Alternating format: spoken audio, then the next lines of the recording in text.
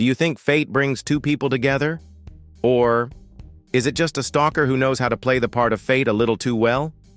In today's video, you'll hear 3 true Reddit story situations that seemed ordinary at first, but ended with you shouting, "No freaking way," from a perfect boyfriend who turns out to be a full-on stalker, to a guy who tried to crash his girlfriend's business trip to Japan like it was some luxury vacation, and finally, a woman nearly losing her future falling for a so-called oil rig engineer from Dubai.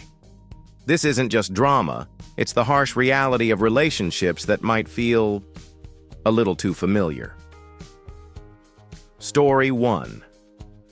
I thought I was in love. Turned out I was being stalked for a whole year. You know that feeling when you realize your partner isn't who you thought they were, and I don't mean like, oh, he doesn't like the same food I do. I mean, he spent months stalking you before even speaking to you, memorizing your interests, eavesdropping on your conversations, and then staging a faded meet-cute straight out of the romance novels you once said were adorable. Yeah, I was the victim of something like that. And no, this wasn't a rom-com. It was pure horror. I met my boyfriend on a regular morning at a coffee shop near my dorm. He accidentally bumped into me, spilled coffee on my shirt, apologized profusely, then offered to buy me another cup to make up for it. And get this, he ordered exactly what I usually drink every morning. I laughed and said, "What a coincidence. Maybe it's fate, huh? Fate my ass." Turns out he had his eye on me for a long time back when I used to work part-time at the campus library. He confessed it while drunk after a party celebrating my first successful internship day. He said we wouldn't be this happy if I hadn't watched you for so long. I laughed, thinking he was joking, but he wasn't laughing back, and I felt my heart sink like someone had poured ice water into my chest. I asked again, and one by one pieces of deceit peeled back like moldy pages from an old book. He had sat at the library for weeks not to check out books, but just to listen in on my conversations with others. He took notes on what I liked, the movies I watched, even what kind of sandwich I liked to eat. Then he followed me to the coffee shop, sitting at the table next to me dozens of times to assess the perfect timing. How do you think I reacted when I heard all that I felt, completely exposed, emotionally naked in front of the one person I thought I trusted most? Not just because of what he did, but because he called it love. I turned to Reddit needing somewhere to breathe. But the next morning, my post had a new edit. He didn't do anything wrong. I'm just overreacting. I didn't write that. I had been showering, and while I was in the bathroom, he took my phone and edited the post. When I walked out, still dripping wet, he held up my phone and screamed at me, reading out loud every comment that called him a stalker. Can you imagine that still half-naked the man you've been sleeping next to every night yelling at you for calling him what he actually was? I told him I needed time to think. He punched the wall just inches from my head. I froze. I didn't know what to do. Then he broke down, started crying, fell to his knees, begged for forgiveness. I didn't believe him, but I pretended to, because I didn't feel safe leaving just yet. The next morning when he went to work, I packed my ID cash valuables into a suitcase and left. While packing, I found even more disturbing stuff. A small Ziploc bag containing old hair ties I had lost somewhere. A USB drive filled with audio recordings of my conversations at the library. A handwritten sheet tracking. My ovulation schedule. He knew my menstrual cycle before we even started dating. I know he'll read this post. So let me be very clear.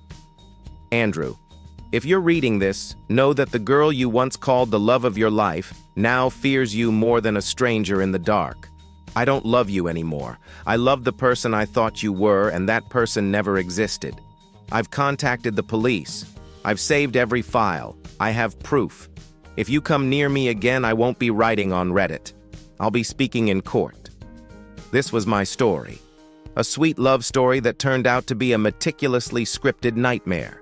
And I hope anyone reading this, if someone keeps coincidentally appearing in your life too often, If they seem to know a bit too much about you, if everything feels perfect in a suspicious way, take a step back. Don't let something called fate turn you into someone else's victim. Story 2. I'm not a bank.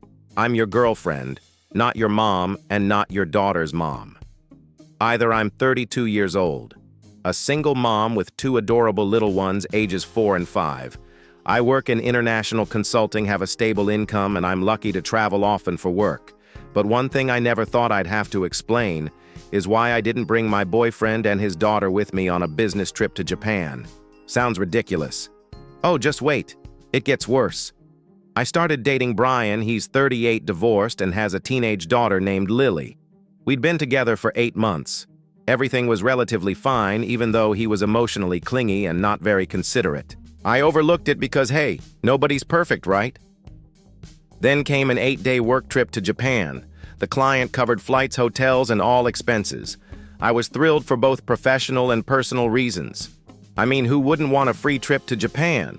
I told Brian, hoping for some encouragement. Instead, he stared blankly and asked, "What if?" I came with you. I thought he was joking. But nope. The next day he texted me, "Oh, and Lily's a huge anime fan. She'd be so happy to go too. Think of it as an early graduation gift me." Right. A gift paid from my wallet.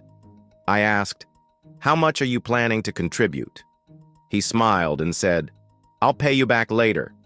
Just book it all and I'll pay in installments." That installments line made it sound like I was selling him a sofa, not fronting plane tickets and hotel rooms to Japan. I said no. The schedule was packed. Hotel was booked. Flights were non-refundable. And this was a work trip, not some spontaneous family vacation for 3. I had to work hard to be selected for this. It wasn't a lottery ticket where anyone could just tag along. And that's when he began his little silent punishment campaign. No calls, no messages.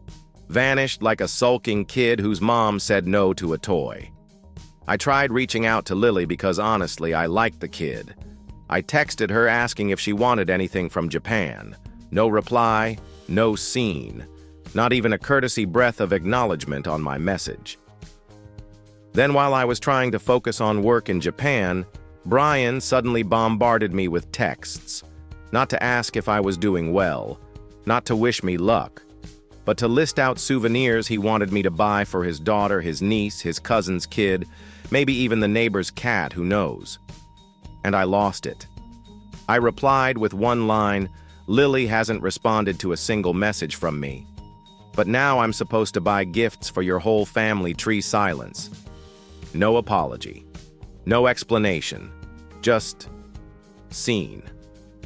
I muted his notifications, treated myself to a peaceful day of ramen and strolling around Kyoto. Bought gifts for my kids, my parents, myself, and that was it. When I got back, I deliberately avoided seeing Brian. I didn't have the time, literally or emotionally, for this delayed puberty drama. But after several pleading texts, like "we need to talk," I agreed to meet. Pizza. No tension. Or so I thought. Brian sat across from me, looking like I had just murdered Lily's childhood dreams. She was really disappointed. You made her believe she'd get a gift, and you brought her nothing. I gave him a cold smile. She didn't respond to a single message from me. Why would she think I owed her anything? We argued. Not loud, but tense like a stretched violin string. Each of us thought we were right.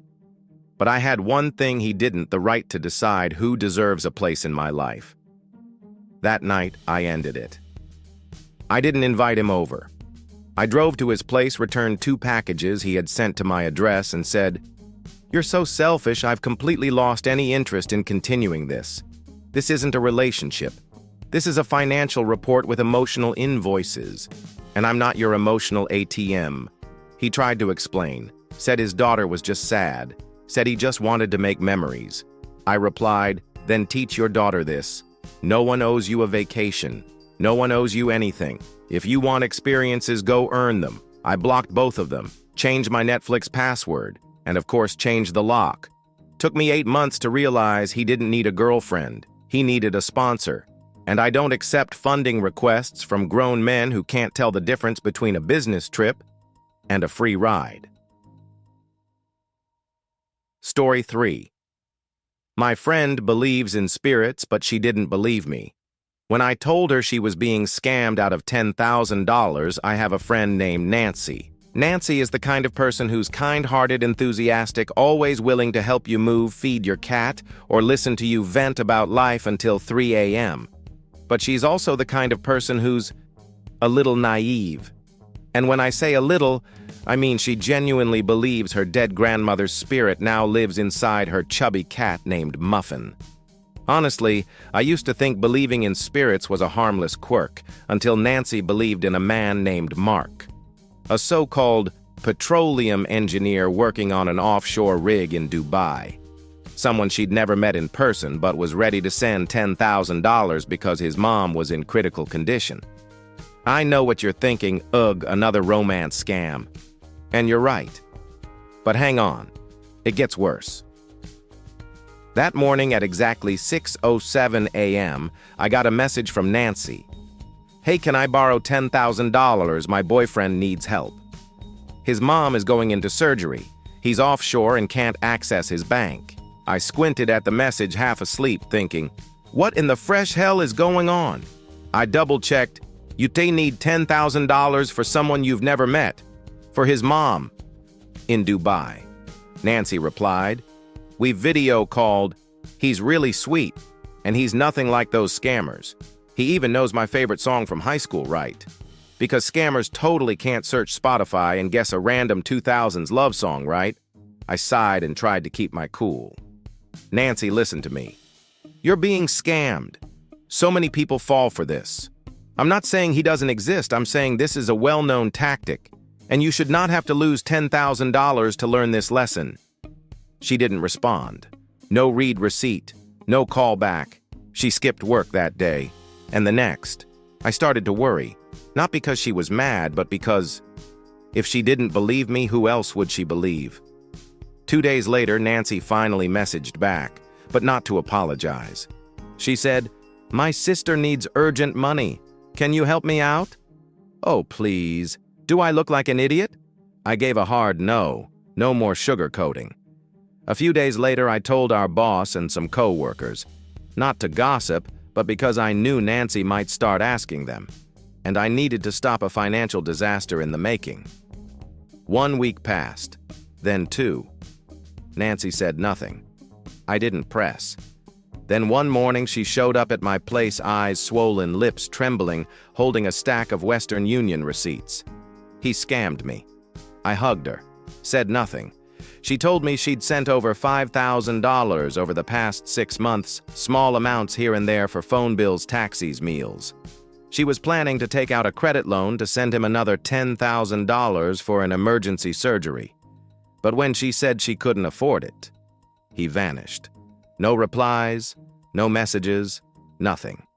And that's when it hit her. If he really loved me, he wouldn't disappear just because of money. I wanted to scream, exactly. That's what I've been trying to tell you, but I didn't. I just held her hand and let her cry. After that, Nancy joined a support group for romance scam victims.